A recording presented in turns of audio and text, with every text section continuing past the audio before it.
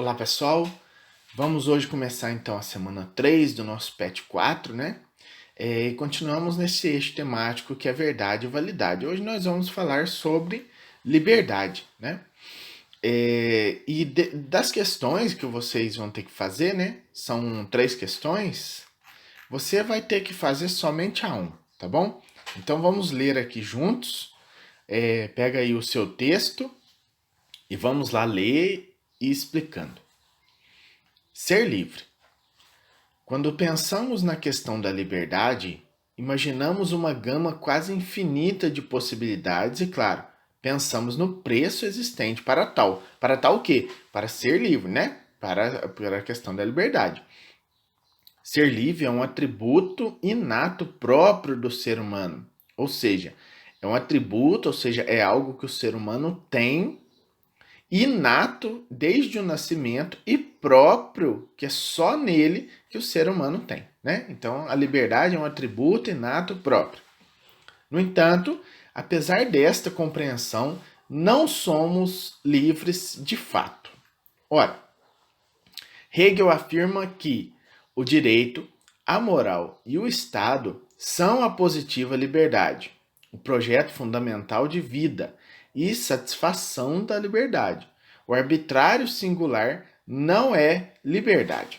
Veja bem que Hegel, que é um filósofo alemão do século XIX, coloca que é somente no direito, ou seja, nas leis, na moralidade, quando você pensa no seu dever como um cidadão e como um homem que pensa, e o Estado, que é a Constituição, né, a qual você tem que se submeter como indivíduo, eles sim são a positiva liberdade, ou seja, são a liberdade verdadeira. O arbítrio singular, ou seja, aquilo que você pode fazer, quer fazer e tem a liberdade para fazer singularmente, individualmente, isso não é liberdade.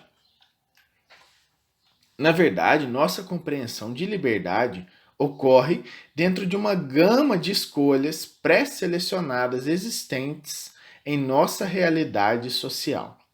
A partir do momento em que nascemos, não escolhemos a realidade sociofamiliar em que somos inseridos, muito menos a condição financeira, cultural e as demais esferas de fatores que determinam o nosso estar no mundo. A partir do momento que atingimos a maturidade física e pessoal, iniciamos um processo de seleção de todos os fatores apreendidos para a formação da nossa personalidade. E a partir daí, inicia-se um novo processo de escolha que culmina em nossa felicidade pessoal. Mas de qualquer forma, a nossa liberdade ainda estará atrelada às opções oferecidas pela realidade social. O que está dizendo nesse parágrafo é que você nasce no mundo, mas não escolhe nem onde nascer, nem como nascer, nem em que família nascer, nem em que condições nascer, certo? Então, mesmo que em determinado momento da vida você seja capaz de fazer escolhas mais responsáveis, isso quer dizer escolhas com uma noção maior das consequências que ela traz, mesmo assim você vai continuar ligado, né? Atrelado significa ligado, às opções que você tem antes de nascer e que você não escolheu. Na evolução do pensamento, em especial na história da filosofia, percebemos que à medida que o homem evolui na prática da investigação em busca da verdade sobre todas as coisas, o leque de opções se amplia, rompendo antigas cascas do determinismo social, conduzindo o homem cada vez mais próximo de sua autorrealização. Portanto, na busca do conhecimento é que estaremos no caminho da liberdade, ou seja, o conhecimento é em si mesmo um poder. Frase aqui do Francis Bacon, né? Aqui, o que nós identificamos é que, embora nós tenhamos essas realidades sociais que nos definem antes de nascermos, através do conhecimento nós podemos pegar algumas delas e retirá-las da nossa existência. Por exemplo, imagina que você nasceu em uma família cuja política nunca pode ser discutida porque política só dá problema, né? Isso é uma casca em que você nasce. E à medida que você vai crescendo, e que você vai tendo mais conhecimento e percebendo que você pode ter poder nesse conhecimento e também liberdade, você começa a questionar essa casca. E muitas vezes o que ocorre é que você se torna uma pessoa capaz de discutir sobre política e acha que isso é importante, ao contrário daquela realidade social em que você nasceu, naquela família, certo? O filósofo Francis Bacon aponta a existência de ídolos, ou seja, o que isso quer dizer, né? São coisas que colocamos e para a qual nós olhamos sem pensar muito bem e nós os idolatramos. Então, vamos de novo. O filósofo Francis Bacon aponta a existência de ídolos que muitas vezes nos escravizam e nos impedem de conhecer as coisas tal qual são e, por conseguinte, perdermos a nossa liberdade. Porque é claro, né, que se falamos em escravizar, falamos na perda da liberdade. São, segundo ele, segundo Bacon, 4 gêneros de ídolos. São os ídolos da tribo, que são as falsas noções provenientes das próprias limitações da natureza da espécie humana. O que isso quer dizer, né? Que nós temos limitações, claro. E essas limitações que nós temos como seres humanos, né? Elas vêm da nossa própria natureza. Então ele chama isso de ídolos da tribo. Ídolos da caverna são as falsas noções do ser humano com o indivíduo, que é uma alusão ao mito da caverna de Platão que você já conhece. Ídolos do mercado ou do fórum são as falsas noções provenientes da linguagem e da comunicação. Né? Muitas vezes somos enganados pela comunicação e acreditamos nessa comunicação, nessa linguagem enganadora, e aí nós tratamos dessa linguagem como um ídolo. E os ídolos do teatro, que são as falsas noções provenientes das concepções filosóficas, científicas e culturais vigentes. Por exemplo, né, quando dizem para você que o corpo ideal é o corpo magro, né, é uma coisa que está muito aí presente sempre na moda, e que os ídolos do teatro fazem isso, né? Te dão falsas noções a partir de concepções culturais, por exemplo, né? Porém, não somos vítimas da sociedade, e sim arquitetos de sua estruturação através do nosso jeito de ser e pensar. Ser autêntico é ser livre. Então, veja bem, o que ele quer dizer é que nós não somos vítimas da sociedade em que nascemos. Pelo contrário, nós somos arquitetos dela. E o que faz um arquiteto? Ele raciocina, imagina e constrói, né? É isso que se espera de nós como seres livres e cidadãos comprometidos, certo? Ser autêntico é ser livre. Isso aqui é uma frase do autor do PET sobre o qual nós poderíamos conversar bastante, né? Eu não tenho tanta certeza de que isso aqui faz muito sentido, não. Sartre, que é outro filósofo, né? Um filósofo francês, século XX, afirma que somos condenados a ser livres.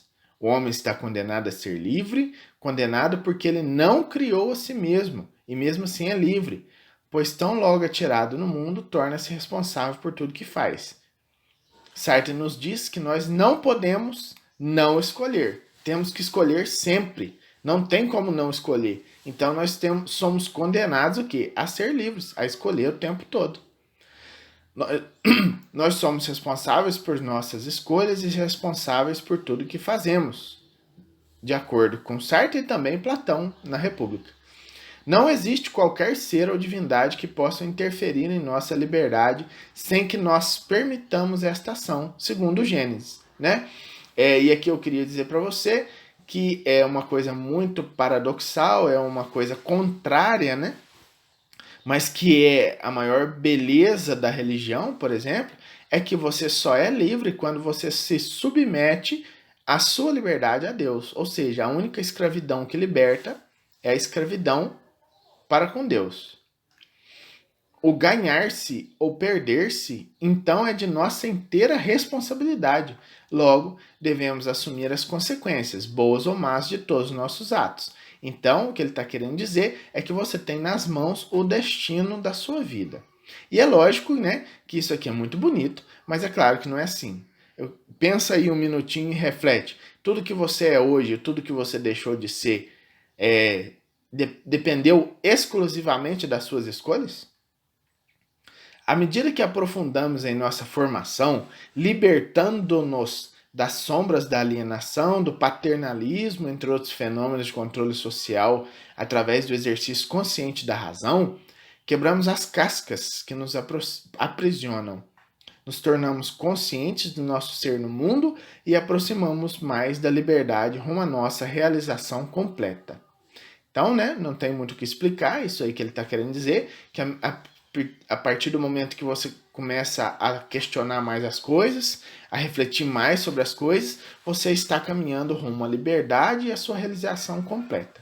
Será que é possível essa realização completa do ser humano? O que quer dizer realização completa do ser humano? É possível que a liberdade nos leve até lá?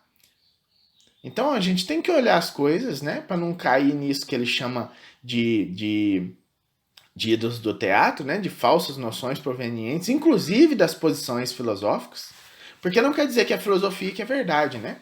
Então, reflita um pouco aí, será que isso aqui faz algum sentido? Se faz sentido, será que está certo? Você concorda com isso? Muito bem, vamos passar aqui então às nossas atividades agora.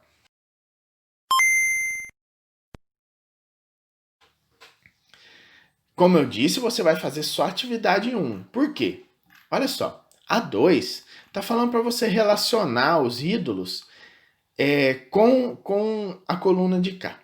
Mas como que você vai fazer isso a partir de um parágrafo, né? Que é daqui até aqui. É impossível que você tenha conhecimento suficiente, sem uma explicação mais profunda, que eu não posso dar agora, e responder aquilo lá. Então, você não vai fazer a 2, não precisa. Se quiser fazer, faça. A questão 3, né, que nem está marcada aqui, está pedindo o seguinte: com base na figura abaixo, redija um texto apresentando a relação entre conhecimento e liberdade e como você vivencia esse fenômeno em sua vida. Meu Deus do céu, o que é isso aqui, né? O que é isso? É uma caixa? Isso é um santo? O que é isso? É um pedaço de papel? Sei lá, que é isso? Um ovo? Né? Sei lá, um ovo dentro do outro ovo. Não dá para entender nada o que é isso aqui. Então, como é que eu vou pedir para você analisar essa figura? Nem eu sei o que é isso. Acho que nem o cara que desenhou sabe o que é isso. Então, vamos fazer só a 1, porque a 1 está bem colocada. Sartre afirma: ser livre não é fazer aquilo que queremos. Preste atenção. Ser livre não é fazer aquilo que queremos, mas querer-se aquilo que se pode. Ser livre não é fazer aquilo que você tem vontade, mas é ter vontade daquilo que você pode fazer, certo? Então veja bem, você não pode hoje se tornar presidente dos Estados Unidos porque você não nasceu lá. Então você não tem liberdade para querer ser isso. Você tem liberdade, por exemplo, para querer ser presidente do Brasil, aí pode, né? Então é aquilo que te pode, aquilo que é possível para você e você pode ter vontade disso, então isso é liberdade. Tendo por base esta frase, assinale V para verdadeiro e F para falso.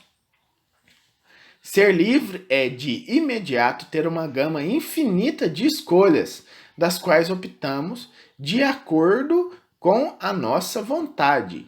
Então, parece que não, né? Porque uma infinita gama de escolhas nós não temos, nós temos só uma possibilidade. E nós não optamos de acordo com a nossa vontade, mas sim daquilo que é possível para nós. Então essa é falsa. Ser livre é usar a razão de forma autônoma, avaliando todas as circunstâncias de uma escolha. E essa é verdadeira, né?